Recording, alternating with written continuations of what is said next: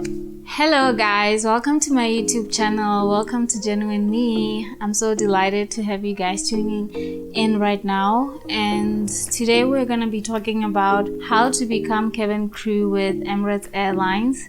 And we're going to be talking a little bit about everything, the requirements, what you should wear on the day, what you should bring to your interview day, the assessment day itself, so on and so forth. Let's get right into it.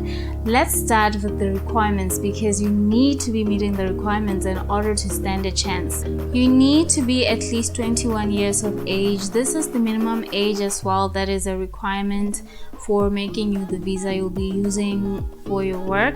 You need to have 1 year experience in hospitality or customer service. You need to be fluent in both written and spoken English. You have to be at least 160 centimeters tall and be able to reach 212 centimeters when you're doing your arm reach. You should at least have a minimum education up to grade 12. You should not have any visible tattoos that would be visible when you're wearing your Emirates Airlines uniform. And you should be a team player. Now that we know the requirements, the next thing that you're going to do if you're interested in being cabin crew is you're going to apply online on their website. From there on, they will send you an invite.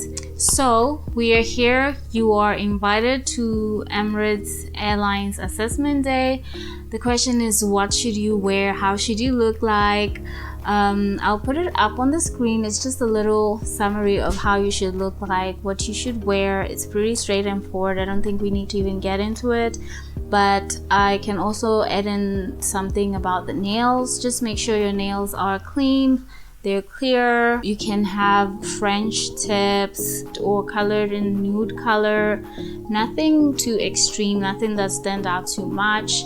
Alright, now let's talk about what are the things that you need to bring with you to your assessment day. You need to carry with you your CV, your passport size photo and full body photo. You need to have your phone fully charged because you're going to need it for the English test during the assessment. You need proof of your highest qualification or pretty much certificate of anything that is an advantage for you in this field, like something that speaks for you to say, I have customer service experience or education or whatever would be an advantage. And just as a suggestion, I would say make sure you pack a bunch of snacks, because the assessments pretty much start around from 8 to whatever time, depending how many you are, depending on the recruitment day that you are experiencing, because it depends. Some people come at 8 and they leave at 9 p.m. So just be prepared for the worst. Pack your snacks and pack your makeup. Make sure that if your makeup can't last the whole day, just bring it along to make sure that you can do touch-ups when needed. Yeah, I think you'll be ready. You'll be good to go.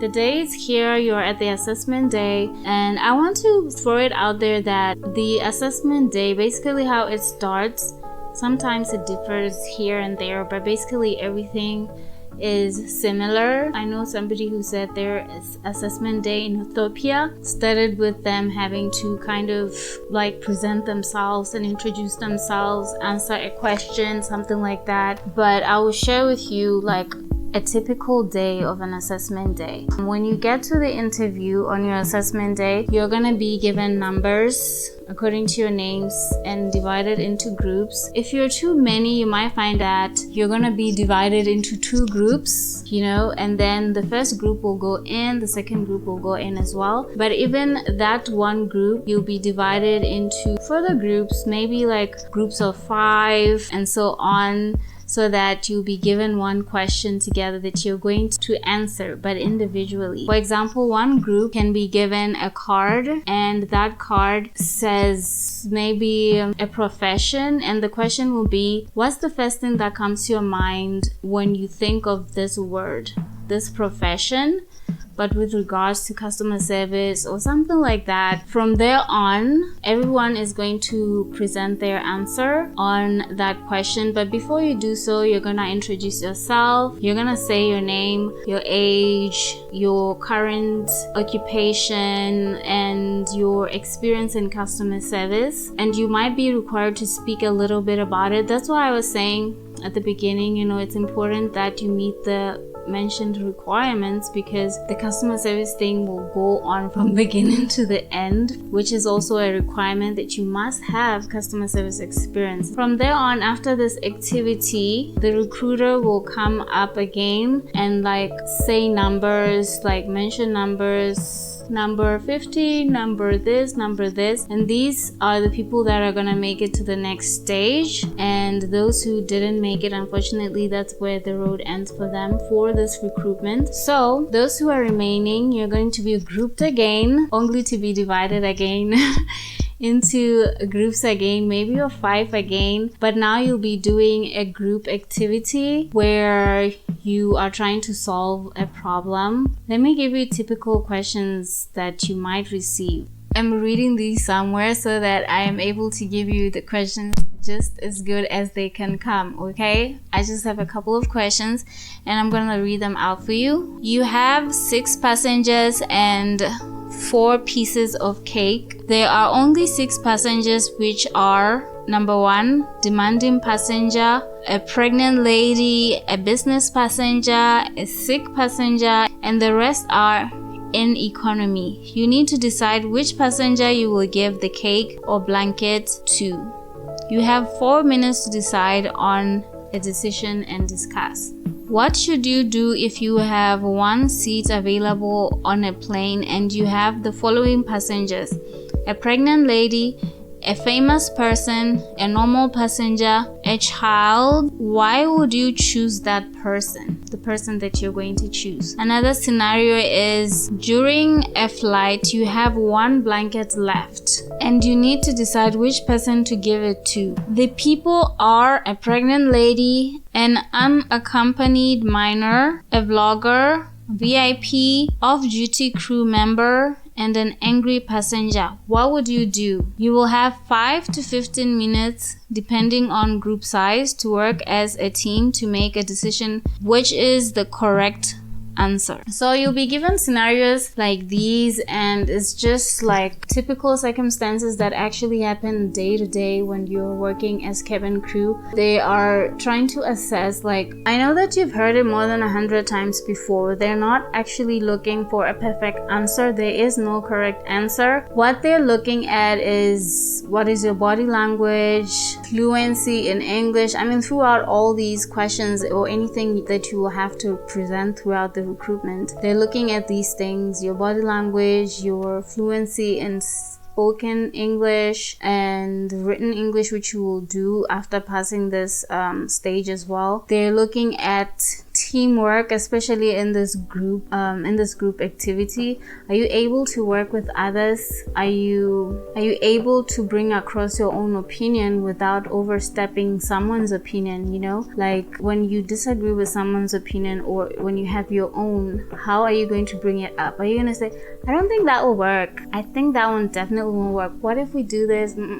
They're looking at those things. You can be kind, you can be bring it softly, say, wow, that's great, I think that's a great idea, how about we also consider doing this? Just bring your suggestions with consideration and respect for other people's opinions. They're looking at basically everything. How do you work in a team? Because that's you every day when you're cabin crew, problem solving and things like that. So depending on the lineup of the recruitment or whatever, I realized the arm reach test is not scheduled in any specific way. When they find the opportunity to do it, they will do it.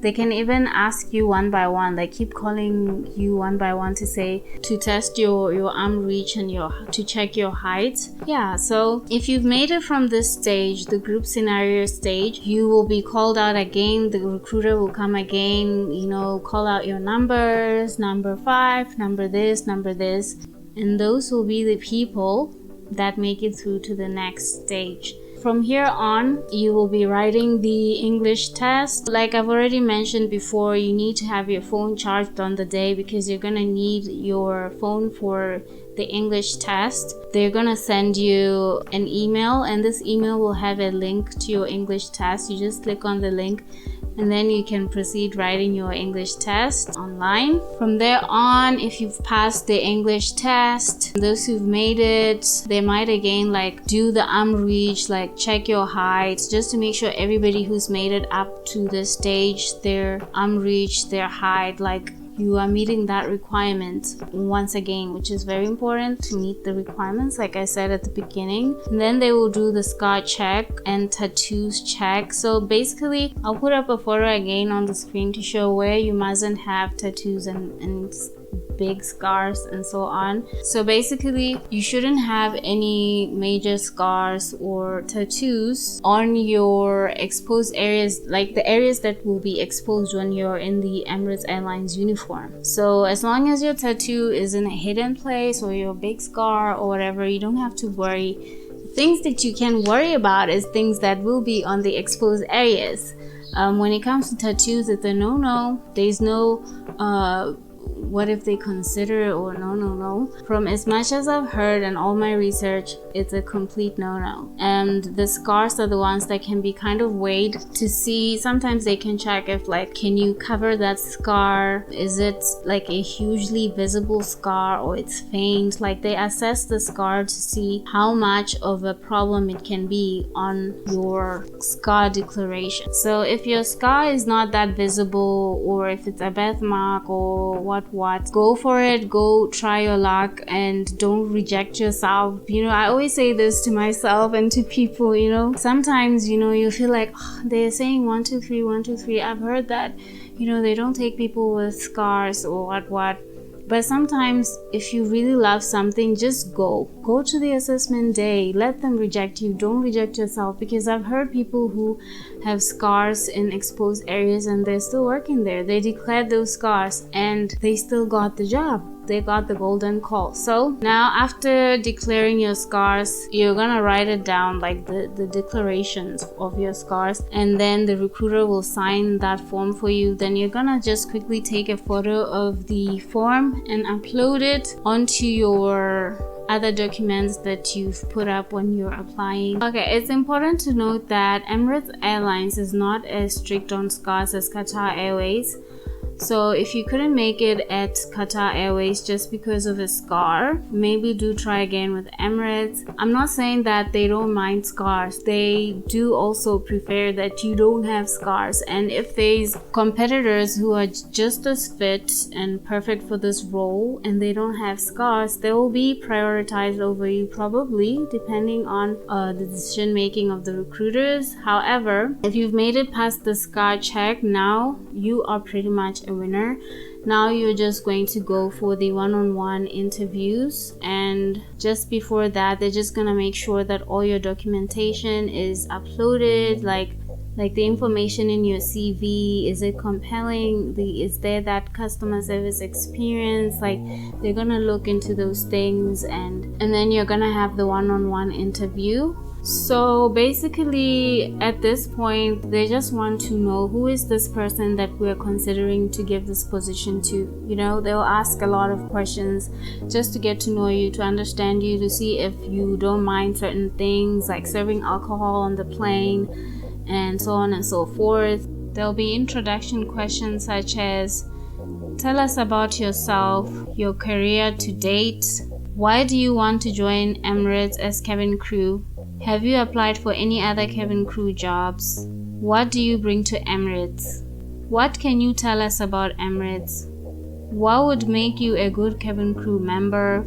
And so on and so forth. I'm just gonna skip them so that we don't spend the whole day here. And then there'll be other questions that are kind of like, your experience in customer service, like if you've ever encountered things like that and how you had to deal with them. And Some of those questions are: tell us about a time you have disagreed with your supervisor. When have you been in a stressful situation and could you have done better? Tell us about a time you had a conflict with a colleague or a passenger. When have you stood up for someone being discriminated against in your company? A situation where you were asked by a manager or person in a higher position to do something you were unable to do.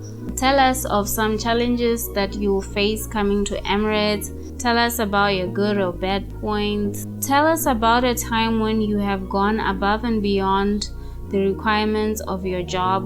And then they'll kind of like go on to ask other questions that are not even customer service questions, just to see how, like, your health and other things. Questions like, are you on any medications? Do you have any conditions that they may need to know about? And then at the end of it all, they'll ask you if you have any questions for them. It is never good for you to say you don't have any questions. Just ask them anything, like, when might I hear from you next? Like, anything really that is like sense making. So basically that is it for your Emirates Airlines assessment day. Pretty much the things that go on and the things that you need to be prepared for.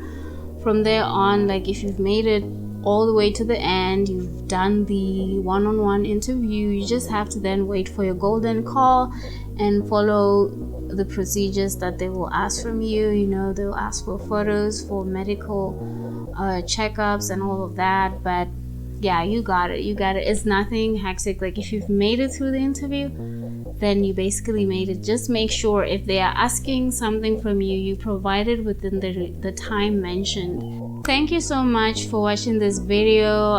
If you have any questions, do comment down below. If you like this video, please do give it a thumbs up, and you're very welcome to join the Genuine family. Yeah, thank you so much. See you on the next one. Remember to stay genuine.